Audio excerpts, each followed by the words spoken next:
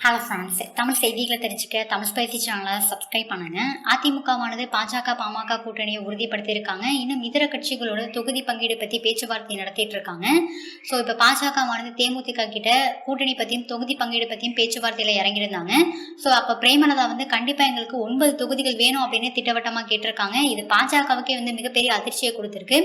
ஏன்னா இவ்வளோ தொகுதிகள்லாம் எங்களால் தேமுதிகவுக்கு ஒதுக்க முடியாது அப்படின்னு தான் தொடர்ந்து பேச்சுவார்த்தை போயிட்டு இருக்கு. ஏற்கனவே அதிமுகவானது பாமகவுக்கு 7 தொகுதி, பாஜகவுக்கு 5 தொகுதிகள் ஒதுக்கியிருக்காங்க. ஸோ 40 தொகுதியில 12 தொகுதி போயிடுச்சுன்னா பேலன்ஸ் 28 தொகுதி. இதுல தேமுதிக கேட்கிற 9 தொகுதியும் விட்டு கொடுத்துட்டாங்க அப்படின்னா 19 தொகுதி தான் இருக்கும். அதிமுகல இன்னும் கூட்டணியில சேர விரும்புற கட்சிகளுக்கும் தொகுதி பங்கீடு கொடுக்கணும். ஸோ அந்த 19 தொகுதிகளும் இன்னும் குறைவான இடங்கள்ல தான் அதிமுகவானது போட்டியிடுற சூழல் ஏற்படும். அதனால அதிமுக பாஜக ரெண்டுமே தேமுதிக கூட்டணியில வேணாம் அப்படின்ற மனநிலையில தான் இருக்காங்க. ஸோ இந்த சந்தர்ப்பத்தை பயன்படுத்தி தினகரன் தேமுதிக கட்சியோட கூட்டணி பத்தி பேச்சுவார்த்தை நடத்திட்டு இருக்காங்களாம். ஸோ தேமுதிகவோட கோரிக்கையை அதிமுக ஒத்துக்கலாம் அப்படின்னா கண்டிப்பா தேமுதிக கட்சி தினகரன் பக்கம் போறதுக்கும் வாய்ப்பு இருக்கு.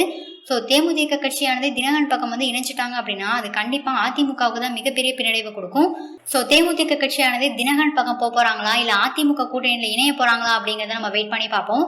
இந்த வீடியோ உங்களுக்கு பிடிச்சிருந்தா லைக் பண்ணுங்க, ஷேர் பண்ணுங்க.